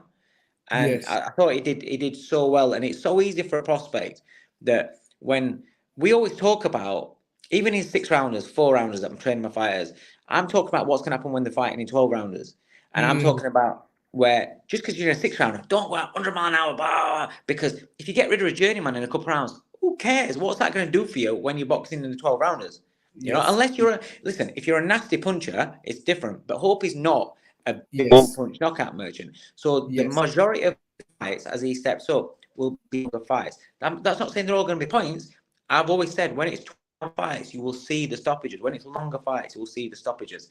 And he boxed Jimmy Beach. made him quit after 7 rounds. Yes. Now he's boxed. You know, that was a scheduled 10 rounder. Now this fight stops him in the 12th round. It's what I'm saying about him is coming, you know, to fruition. But it's the experience that you're gathering along the way, and not pressing that panic button just because you're losing a couple of rounds, or if it's Yes. not going your way, and Yes. frustrating, and then throwing stupid shots that you're going to get countered for because you're forcing shit that's not there yet. Keep being patient, trusting the process, and then you'll see it all evolve. I think that's a fantastic insight to, you know, what it takes to really operate at the top level, because a lot of, you know, the average fan, the people that, you know, just watch boxing for watching boxing but don't understand that personal part is mental fortitude is I would even say it's 90% of this game. 100%. You know, I agree. being able to perform when you're going through family issues. Yeah. Like we've had fighters and everyone goes with and before deaths going into the ring. It's good, and as you say, for him to really perform like that at such a young age of 23 and come out and done what he done last night, I just have to credit you, because I always look at the trainer, I always big up the trainer, I always like, bro, you know, apples don't fall far from the tree, mate. So, you know, you got to give yourself a massive pat on the back as well for the work that all I believe is that it's just understanding the kid that you're working with, and being able to be Very you important. know, sometimes it's not about whether you're a good trainer or not. It's about, can you connect with that fighter that you're working with? There you go. Can you get the best out of that fighter? There Because you go. you can have the best trainer in the world working with the best fighter in the world, and it don't work. There you go. Because if it did, that? all these, you know, when you've got your Freddie Roaches and working with your James Tonys or your top man, all and they would never ever lose, because you've got the best fighters, you've got the best coaches. But shit goes wrong. It's not just about that. You've got to have that where you can get the best out of them. Whatever that capability is, get the best out of them. That's our job. That's how I see it. Sometimes you will the best that you can get out of them, and the best that they've got, because not everybody's built to be world champion. Sometimes it might only be where you can get somebody to domestic level. Sometimes it might only be where you get them to European level. Sometimes you can get them to world level and world champion. So you know, that's how I see it. And as long as I can do the best and get the best out of my fighters, then I'll be happy regardless what people say about me as a coach. That, you know what I mean? That is nice when you get a pat on the back. It's not so nice when you get insulated, but ultimately it doesn't affect, or it shouldn't affect, what you do in that gym, because that's you. That's what your work ethic is. Fighters, do you know what I mean? Thank you very much. Also, Dave, before you go, what was your thoughts? Because you were there ringside. What were your thoughts on the Josh Warrington fight last night? So obviously, I'm just watching as a fan now, right? And I'm at ringside, and unbelievable fight, unbelievable ending. Wheels come off big time. It goes down heavy. That's a heavy knockdown. Mm-hmm. He gets up. It walks. It turns away. It walks off to his corner. Ref gets away, waves it off. I thought, ooh, but then as soon as he stopped it, as Warrington kicks off, he grabs the rope, and it wobbles on his legs. And then I think to myself, good stoppage, because he was gone. He was gone. You got to remember, Lee Wood is a big puncher and a vicious finisher. And in my head, then in that moment, I'm then thinking, good stoppage. But then I just thought, oh, Bell's just gone. He's got a minute. If he's got a minute, I don't know if he's going to recover. So maybe the ref could have then said, Bell's gone, give him a minute. End of that minute, I'm going to look at you, time out, Lee, walk to me. If he gets a response it wants, box, time in, off you go. If he doesn't, then stop the fight. But if it's a case of it's following the letter of the law and the bell can't save you, the count will continue. And if the ref in that moment thinks that you're not fit to carry on boxing, when he gets to 8, Warrington was turned around at 8, he wouldn't turn around. Then he's doing his job. And ultimately, the referee, do you remember, and it's horrible, but do you remember at the end, obviously you remember, But right at the end of Watson versus Yes, sir. 2, Yeah. One. Eubank drops Watson. September Michael goes of back to the corner, 1991. right? Michael goes back to the corner, and he's got a minute. So think, okay, minute. He walks back out, gets nailed, and we know the rest of history, right? Now, I'm sure that referee would much rather us be sat here and the fans debating whether he got it wrong or right, and Josh Warrington's kicking off, playing ill at press conferences, going to be walking around for the next few months screaming for a rematch because he's pissed off, saying it's wrong. Is that ever? I'm sure he was much rather be in that position that if he'd have let that go on, and then Lee, who was a big concussive puncher, had have put Josh into hospital. Yes. So yes. That's how I see it. Do you know what I mean? And I totally concur and agree with you, because it's more or less what I said. It's, I mean, the way the fight has finished has given us enough to warrant a rematch at a higher weight. 100%. Yes. 100%. Listen, if I think this, I hope they do a rematch. It'll be at super feather. Lee will never make featherweight again. Hopefully they make a rematch. Is at featherweight. That one sells out. Lee wants to do a city ground. That sells out city ground. A fight against the Joe Cordina, right? He'll step up, box at super featherweight for Joe Cordina. That sells a portion at city ground, but I don't believe that fills out the city ground. No, that's what we said. Josh Warrington fills out city ground. Remember when there was controversy with Froch Groves 1? That's what we were speaking about. That's exactly what Tony said. Well, look how big that ended up being. So, Yes. Dave, listen, we're gonna let you get away so much. Dave Coolwell. Appreciate you for coming on, bro. Thanks for having me, guys. Nice one. All right, ladies and gentlemen, the one, the only, Mr. Dave Coder. Yeah. Big up, Spence. Big up, Spence. Done it again. The black book has resurrected itself.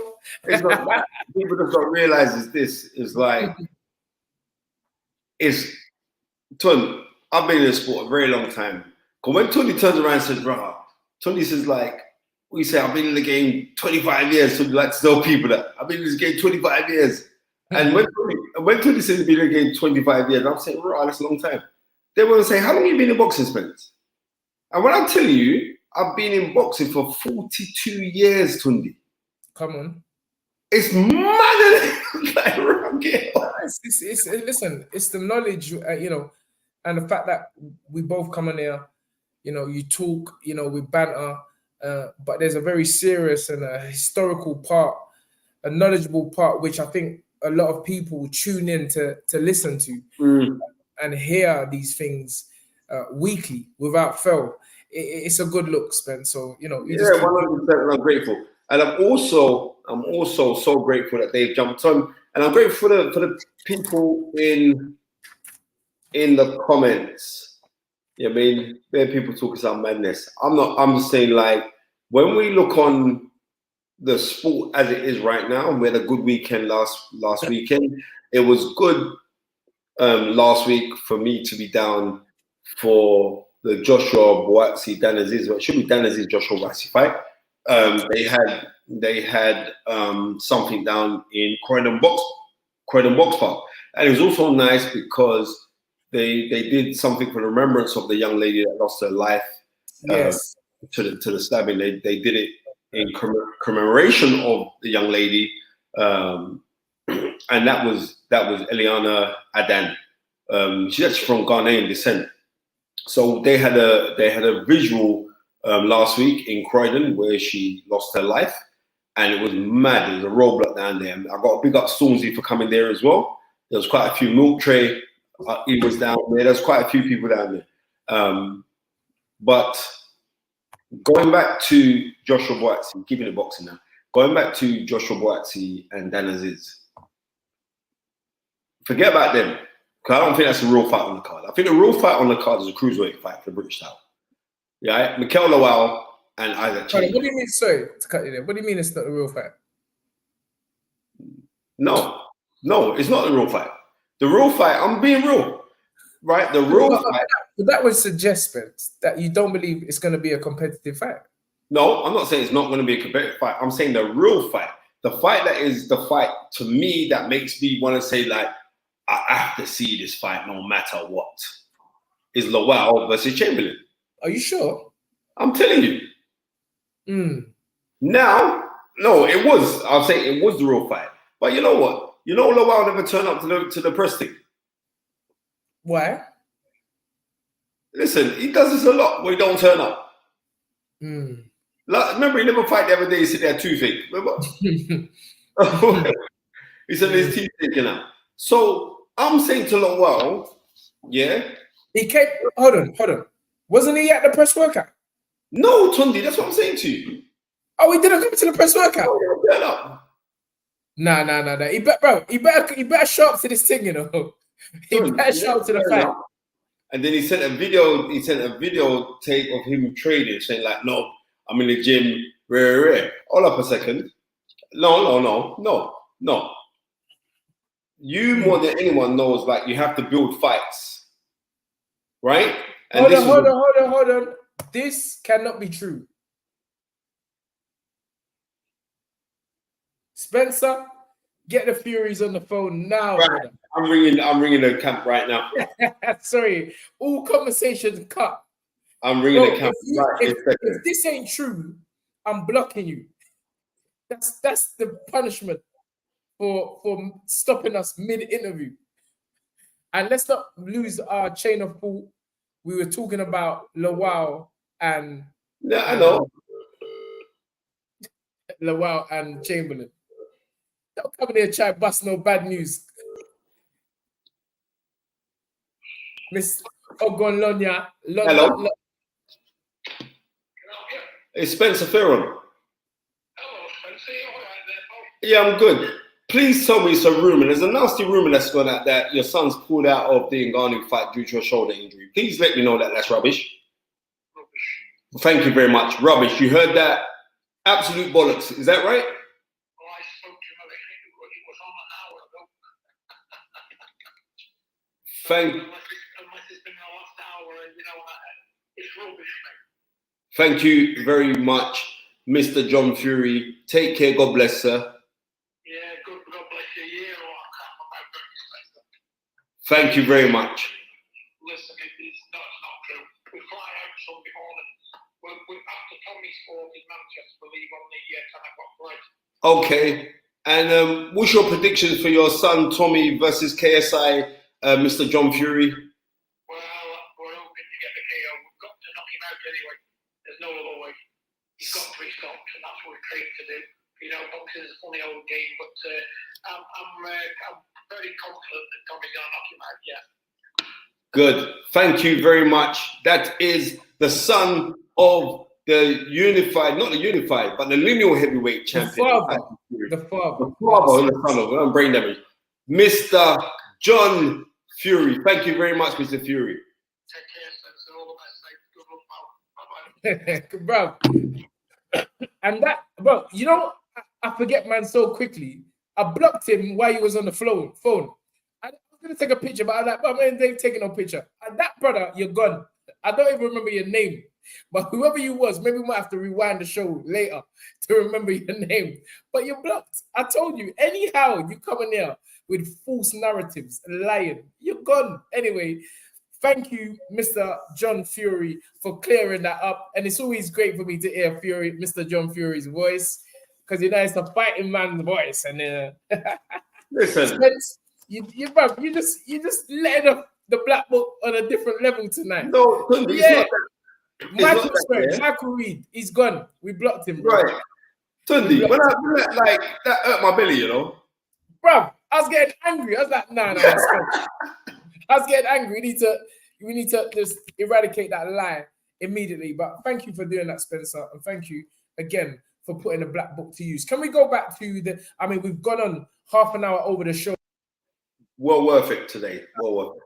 The show's rolling. Can you go back to the points you was making about Lowell not attending? Yeah, Lowell. What I'm saying is this: is Lowell never turn up, right? I can't believe that. I thought, you know what? And this is what I'm saying. This is what I'm saying, Tom. This is what I'm saying. one of your fighters, so I'm not going to call the name, we've got a public workout and your chief support in a big fight, are you not going to go to a public workout? It doesn't even make sense. Who is he? This ain't what he's moving like Dylan White. Right, exactly. Anyway, I don't want to go to Dylan White. I don't want to talk about him right now, right? So you never turn up to the public thing. Like, I remember the first time when they had the presser, they had to kind of bend your arm, twist your arm for you to come to that. You didn't want to go, right? Now, I don't know what kind of weak brothers you got around you, yeah? But let me tell you this now. When you go to public workouts, yeah, boxing is so psychological. You just heard what Dave Coolwell said. Psychological parts of it is not just fighter-trainer relationships. It's also you imposing your mental fortitude on your opponent. Yes, sir. Giving them no edge. You know why fighters get up in the morning and go running at 1 o'clock in the morning? Because they believe that their opponent isn't doing it.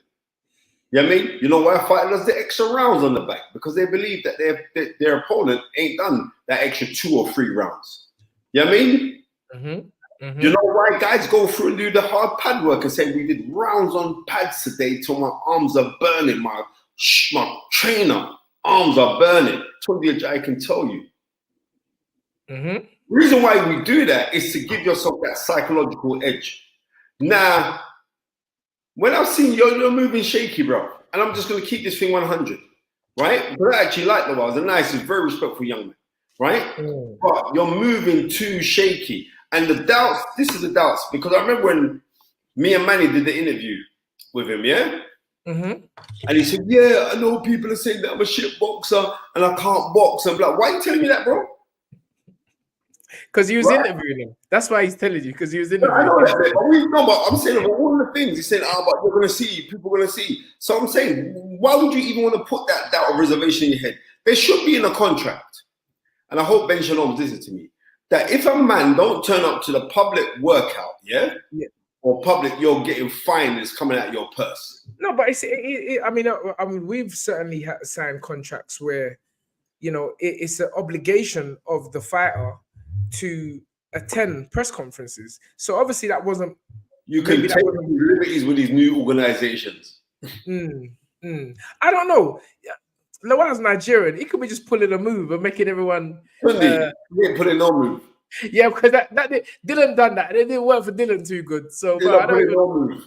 Yeah, Dylan done that move.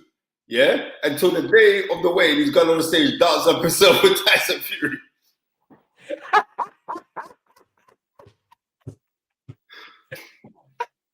Bro, please don't take me back there, bro. Don't take me back there because I don't even remember that. I was upset with Dylan that time. I was like, bro, you're there putting on man's hat and all that.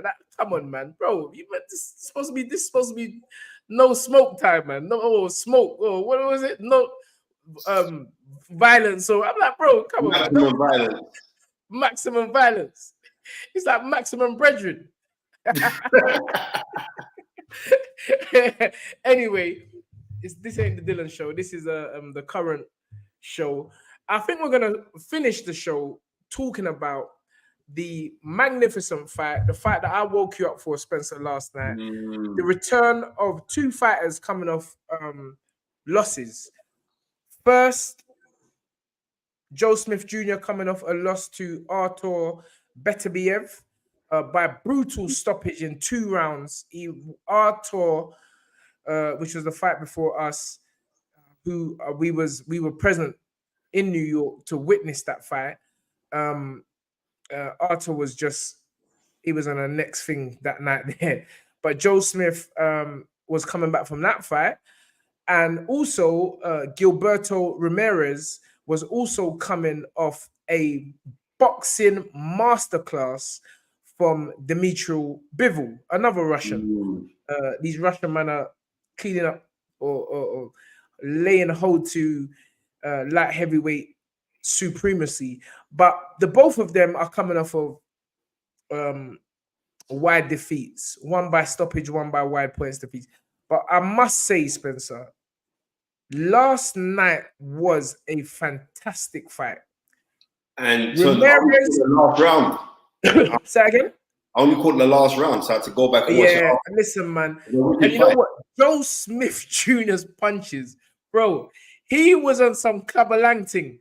Sorry, he was on Clubber Lang boxing last night. The way that he was swinging. Stop apologizing. No.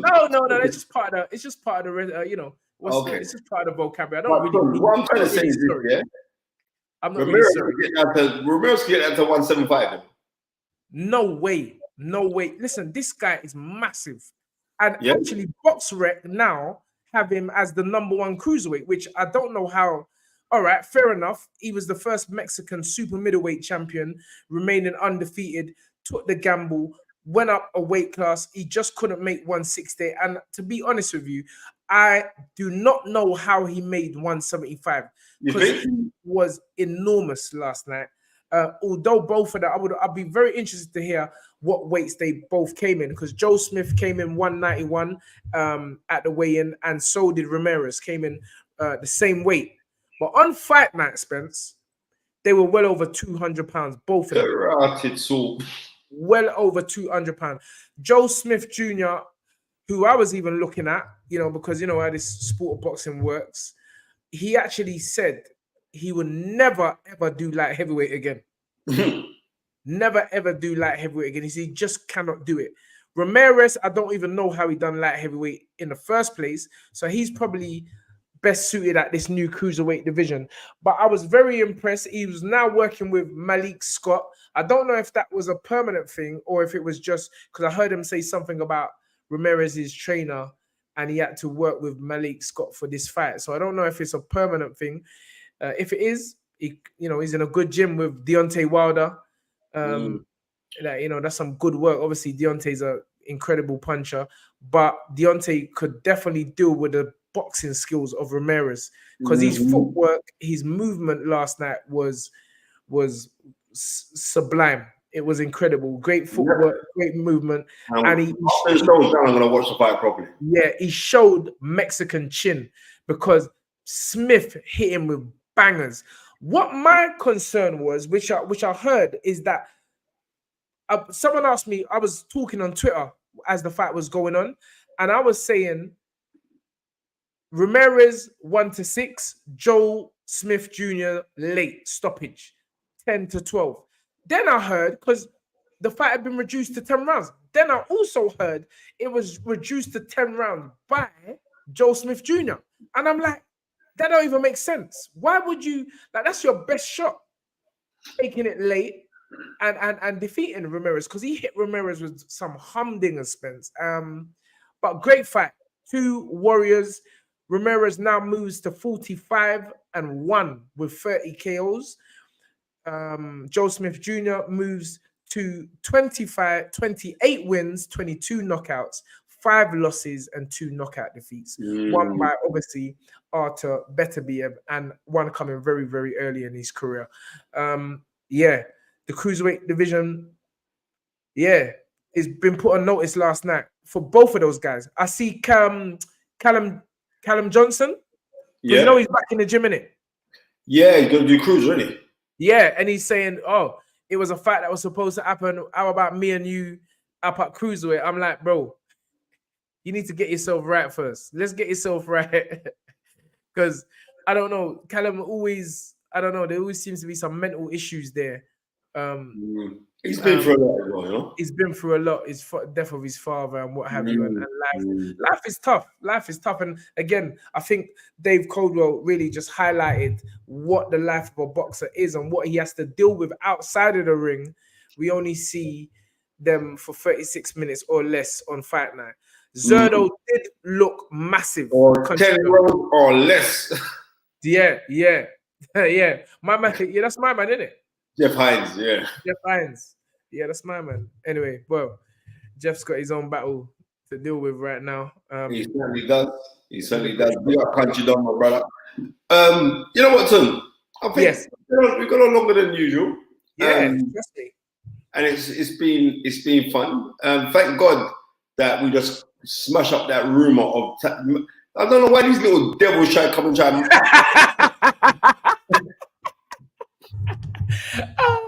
What's the matter with you, Spencer? Bro, people, people who listen to our show, yeah, the people who makes me laugh, they probably think, bro, what's these two man just they people might not even realize that we're inboxing. They might just think we're just two brothers just chatting.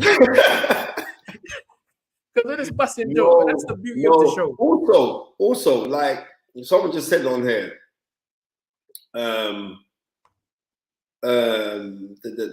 said about Opataya, who we interviewed this week, right?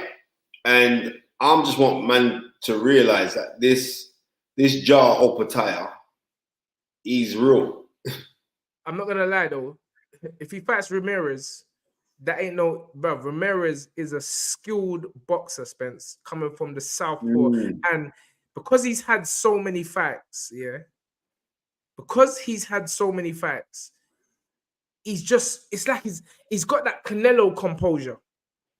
He's got that Canelo composure. Again, it shows you how good the Bivol victory was. It was. Man is ducking and dodging Bivol. Yeah, but with Opataya, he's actually the Ring Magazine and lineal cruiserweight champion, But right. He has to fight Milam Smith. He has to fight Richard Riappo. He has to fight these ones. Hold up a second. I'm telling you this now. I'm keeping this thing totally 100. Yeah. The man that I saw fight the other day against Jordan Thompson. Yes. They did Richard Riappo a favor in matching up the negotiations. No. You can't say that, bro. The reason why I say you can't say that, because are you forgetting that Jordan Thompson didn't have an amateur career? No, I'm not forgetting. I'm not going by it. Forgetting that Jordan only had 15 fights. I'm not going by that. I'm not going by the Jordan Thompson. I'm going by the fact. No, wait. Nowhere. Listen, what I'm saying. Nowhere near the level of opponent. Unless he struggled in the fight before, Spence. Let's get that right. Who? It wasn't though Jordan just was blowing everyone away and then he got this great opportunity. Yeah, I know. It wasn't mandatory for the belt. So I don't really think anyone was expecting anything different. I think people were saying, bro, why are you just throwing a man in like that so soon? You know why they did it, yeah? Because Matchroom just signed Opataya. But what happened was, remember, Opataya was meant to fight Richard Riappo. Okay. Yeah? And box and mash up the negotiations. Well, you see when you say things like that, I need to have some clarification. When you say no. Something. Listen, I don't know the ins and outs. What I do know is what I do know is this: is that Eddie Hearn said that Eddie Hearn tried to put Ben Shalom on blast by saying you rang the promoter, begging the promoter not to tell me anything. And like it all come out. So it was, Eddie Hearn tried to mash up the thing and say, listen, Richard, let's mash up this fight with Richard Riappo and I'll get your fight in the UK. And by the way, I could sign you up to a promotional deal with us. And he signed a promotional deal with them. And that's what, so Eddie Hearn tried to mash up their team. So they had to give him a fight. So his fight was, who they got, what cruiserweights they got. So they offered the fight to Jordan Thompson. Like, yeah, I can imagine how it was sold. Yeah, it is tough, but it's a big opportunity for you. It's a world title fight. I mean, I think you should take it. And Jordan is also being trained by the Sims. The Sims and Matchroom, they're tight.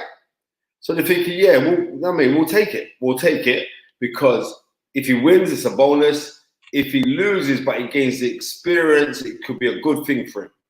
But it wasn't a good thing for him because he got thump up. And now he's put out that he's going to box at heavyweight. Yeah. He's moved up to heavyweight. I'll be honest with you. He's tall as well. Imagine that the man thump him so hard to that it's thump him to the next weight division. No, you didn't actually need to say that, Spence. Yes, I did. Because let me say that. As Dave Courtworth said, and as I've seen how you studiously bring your fighters along, right? You don't take them big, massive jumps, right? It's only certain great men that can take those jumps And if they don't come successful, what happens to them is that they build off of the back of it and they become greater men than they were supposed to do. Like we could go back on, I believe it was in 1982 when Juma Nelson fights Salvador Sanchez. Juma Nelson had 14 fights on me. Right? Salvador Sanchez is one of the greatest, even though he died early, died at 23, is one of the greatest Mexican fighters of all time. That featherweight Salvador Sanchez. I watch a lot of Salvador. He's wicked. Right. So he went in there. It was too early, gets stopped in the 14th round, but then goes on to become a two-weight world champion and arguably Africa's greatest ever world champion. Right. Yeah. So sometimes it works. Sometimes. But that some of the time is a very minute, it's tiny. Now, I didn't even know that Jordan brother never had no amateur grade. Yeah. Right? I know that his dad, and this is the next thing. When we speak and we say boxing is spiritual, it's very, very spiritual. Right? Now, and this is not I know Jordan's dad. His dad's a professor and some martial arts man. His dad's a serious guy. He was one of the after dinner speakers. I remember at the boxing show. At the boxing sports, right? He was at the boxing show and he was talking about his dad is an excellent orator as well. I'll give his dad that, right? Lovely man. But big up Miss Ringside. Come on. You eat off all the chicken. Miss Ringside had a big barbecue today. Yam off all the chicken. Try to give me some late invitation. I wanted to fly down there, but the show, there's no way I would have made it back. But thank you for the invitation. Big up Miss Ringside in the building. Right. So they're in the corners, yeah?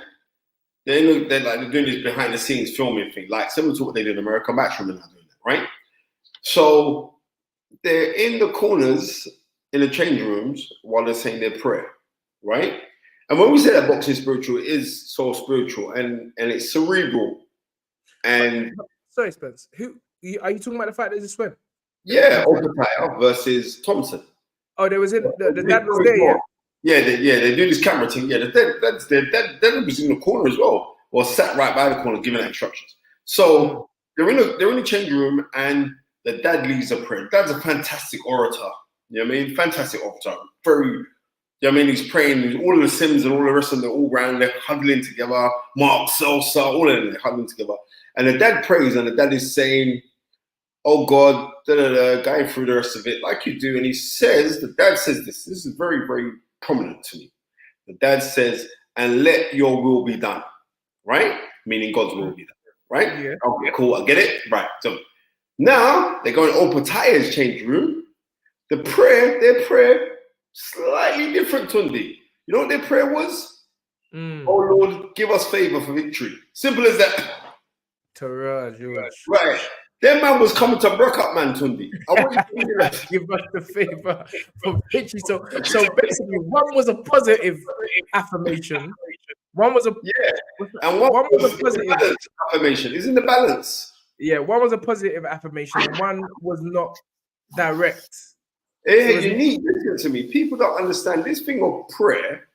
Yeah, the prayer to yourself. You know what I mean? Chris Andre Boxing, thank you for the $10. You know, supposed to try and bring this into some church business. Sounds about, but money just changed up all of that. Big up Chris Andre Boxing. Thank you for the £10, sir. The church that make us get the £10, Tundi. I'll tell you that now. Put the £10 in the church collection. Met with Donald. Sorry. Chris Andre Boxing, thank you for £10. Okay, don't forget Jai Opetaya also beat Bradis, who was top 15 pound for pound, and he jumped levels for that fight. Jaya is a bad man. He can box and fight. Hold on, where's that gone? He can box and fight. He can be tactical or put it on you. He's definitely real. Interesting, Chris. I can't say. Listen to me, yeah, and I don't, because you're away. I don't think you even saw the interview that we did with him, yeah. Ton, the brother is intense, and you look in his eyes as he's talking. He's very respectful and all the rest of it, but the brother is intense, right? He's serious. And I was talking to Ron McIntosh, who is, yes, what's that? BK Better Life. Yes, we got the Pentecostal Credit Union. You don't know, you have to pick them up. He was there, Ton, right? And when I was speaking to Ron McIntosh is doing the Pan Asian Games right now, for them to qualify for the Olympics. And Ron was saying he's worked on Opatai when he came over. He came over in 2012 with boxing Olympics when he just turned 18. Literally just turned 18. Who's that? Opatai? Yeah, boxing Olympics. Yeah, he's boxing the World Games. He's well traveled, very, very well traveled. And he was saying, like, right now, how it is about me controlling my weight, not blowing up, and not living wild. But if you look in the guy's eyes, Tunde Ajayi, just look in his eyes, he's intensive and he's very, very destructful. He punches with very, very bad intentions. And just like Chris Andre said, he beat Bradus, Tunde, at his own game. Interesting. I'm going to go and watch it back. Go watch it so you can fight. Have you got your phone on again? Because it's doing that echo thing. Nah, sorry. That doesn't matter with you. I'm hearing all knives and fork in the background, all that nonsense. Shut up, man. It's time it's to echoing, man. It's echoing. I know you got it on. It's not on, bro. But listen, fix up yourself, man. You're moving like some pension around. John Fruder sent me a text. Oh, because it's on. Like the phone's on. Yeah. It's creating bad feedback. Spence. You still get the feedback? You still get it? You still get it? Testing 1 2. Nah, man. Get the feedback, Spence. What have you done? Don't try and lie, you know. You know how Spence is a little kid. You know Spence is a little child. Spence is a little child. You know the one. He thinks that we don't know what's going on, and then he gets cool. Yeah, now Spencer, you've owned up, bro. Spencer, you're something else, bro. You're just different. You are different, ladies and gentlemen. We've had a fantastic show. Let Spencer go make his calls with that black book thing, that little voodoo book that he's got, that just can phone up anyone at any moment in time. It has been great. Almost 2 hours has gone. Like 10 minutes. Yeah, man. I'm gonna thank a couple of the guests that have joined us today. Michael Reed, big up. Bobby Wright, big up. 84 Boxing, Roy Hands, JK Better Life, Lee S, Baba Tunde in the house, Boxiana de Menace, Guzzy Games, You Love, Checkmate 734, Kurt Campbell, Daniel Day. Sammy Ali is in the building. Daniel J. Boateng, Daniel Day, JH Boxing. Already said games. Love you. Dan Aziz. Lucan. Who else? Chris Andre Boxing, obviously. And thank you for the £10, Chris. Much appreciated. The list goes on and on. The lovely Miss Ringside is there.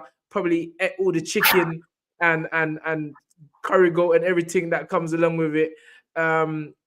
I can go on and on. There's so much people that are joining us. Still 324 people. Skyline, the editor. Anup, Baby. What's this? Babesy 627. Two Bless. Gogo Ruga is in the house. Country Don, the chairman. We know Country's there. Greg Damage. Yep. James Hunt. It just keep going. It just keep going. But suffice to say, thank you, everyone, for taking time on this Sunday. We know Sunday's the blessed day. It's the day of rest, but I'm hopeful that myself and Spencer can always bring some joy and some solace to you on this Sunday evening. Ladies and gentlemen, we end the show in exactly the same way we started it, with the magical words of dream it, believe it, become it. Coming up. Have a blessed week. All day.